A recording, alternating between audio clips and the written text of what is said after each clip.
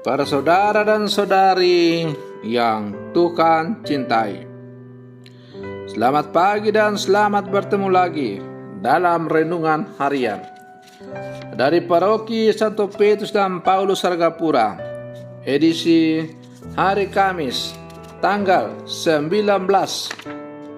Januari 2022 dalam masa biasa yang kedua. Mengawali hari yang baru ini, kita hendak mendengar dan merenungkan sabda Tuhan. Marilah sebelum kita mendengar dan merenungkan sabda Tuhan, kita berdoa. Dalam nama Bapa dan Putra dan Roh Kudus. Amin. Allah Bapa Maha Mulia, perkenankanlah kami menghadap Engkau melalui Yesus perantara perjanjian baru. Semoga Injil-Mu Kau resapkan dalam hati kami, dan terbukalah hati kami terhadap sesama. Bersabdalah ya Tuhan, kami siap untuk mendengarkan. Terpujilah Engkau Bapa, Putra, dan Roh Kudus, kini dan sepanjang segala masa. Amin. Para saudara dan saudari yang Tuhan cintai, sabda Tuhan yang hendak kita dengar dan kita renungkan untuk mengawali hari yang baru ini, hari Kamis dalam masa biasa yang kedua, diambil dari Injil Markus pasal 3 ayat 7 sampai 12. Tuhan bersamamu. Inilah Injil suci menurut Markus.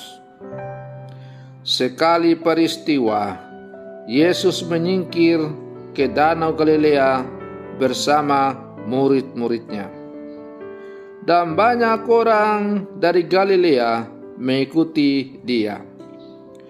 Juga dari Yudea, dari Yerusalem, dari Idumea, dari seberang sungai Yordan, dan dari daerah Tirus serta Sidon, datanglah banyak orang kepadanya sesudah mereka mendengar segala yang dilakukannya.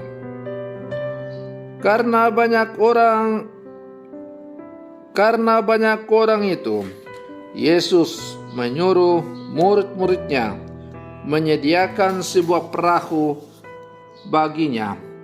Jangan sampai ia terhimpit oleh mereka. Sebab Yesus menyembuhkan banyak orang, sehingga semua penderita penyakit berdesak-desakan ingin dijamah olehnya. Bila mana roh-roh jahat melihat Yesus, mereka jatuh tersungkur di hadapannya dan berteriak, "Engkaulah Anak Allah."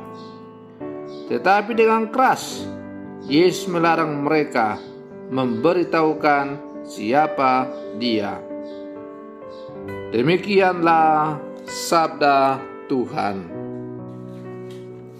Para saudara dan saudari yang Tuhan cintai, sebagai murid Yesus, kita seperti banyak orang dalam bacaan Injil yang dengan banyak cara datang ke aneka tempat terjadi mujizat. Cobalah kita lihat acara-acara kebaktian KKR, kebangunan rohani. Begitu banyak orang berbondong-bondong datang karena hanya ingin untuk melihat mujizat penyembuhan. Bila ada penampakan Bunda Maria di satu tempat, orang-orang pun berbondong-bondong datang ke sana. Demikian juga ketika ada kisah penari dukun cilik asal Megalu Jombang, banyak orang datang ke desa itu untuk bisa menyentuh agar disembuhkan. Para saudara dan saudari yang Tuhan cintai, kabar tentang mujizat yang dilakukan Yesus menarik perhatian orang banyak dari berbagai wilayah. Berbagai upaya mereka lakukan agar dapat menemui Dia, bahkan untuk menyentuh Dia.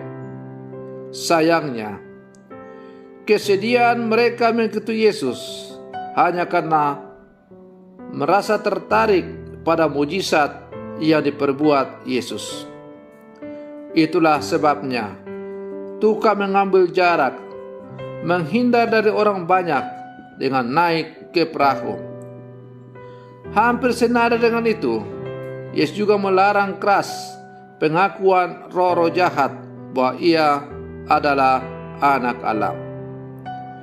Itulah juga sebabnya mengapa setiap kali Yesus selesai mengadakan mujizat, misalnya menyembuhkan orang sakit, membuat orang lumpuh berjalan, memberi makan 5.000 orang, Yesus melarang untuk menyebarluaskan mujizat itu. Kenapa demikian?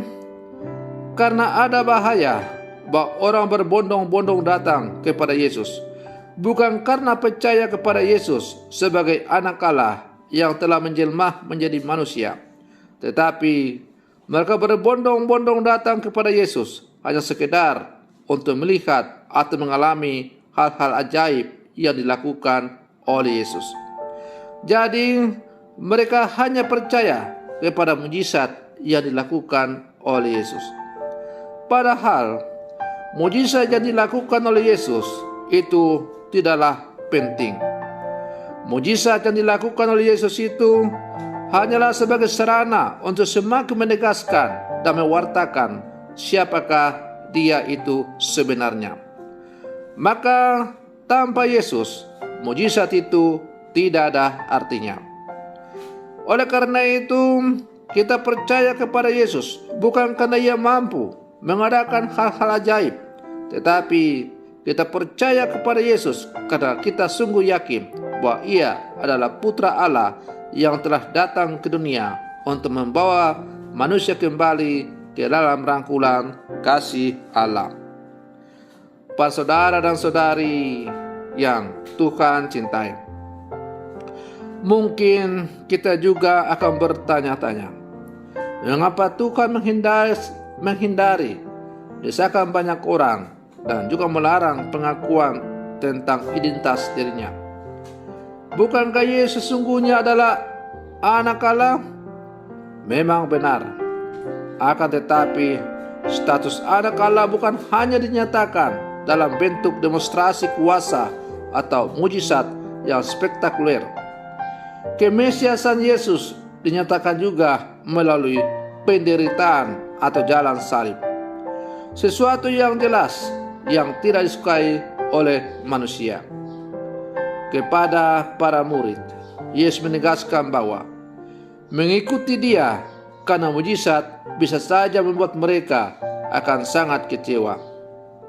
Menjadi murid Yesus adalah mengikuti jalan salibnya dengan setia. Jalan salib memang tidak populer untuk membentuk kemuritan dibanding dengan mujizat dan penyembuhan. Akan tetapi, itulah kerajaan Allah. Lewat salib, Yesus menegaskan kesetiaan dan cinta kepada manusia.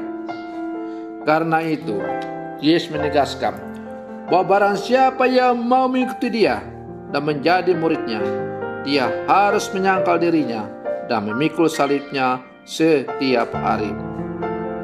Para saudara dan saudari yang Tuhan cintai, maka kalau kita percaya kepada Yesus dan saat ini kita hidup sebagai murid-murid Yesus yang ada di zaman sekarang, kita harus memilih jalan yang telah dipilih oleh Yesus, mengikuti Dia, yaitu memilih jalan salib. Yesus tidak pernah menawarkan jalan yang enak-enak, jalan yang gampang, jalan tol untuk mencapai sesuatu dalam hidup ini. Untuk menjadi murid-murid yang sejati, kita dibentuk dari aneka kesetiaan kita memikul salib kita masing-masing, sesuai dengan kapasitas kita juga masing-masing. Maka marilah para saudara dan saudari yang terkasih, lewat tugas dan panggilan kita masing-masing, dalam kapasitas kita masing-masing, kita setia di jalan salib kita masing-masing. Semoga jalan salib yang kita tempuh pada akhirnya akan menghantar kita untuk bersatu dengan Tuhan. Semoga demikian.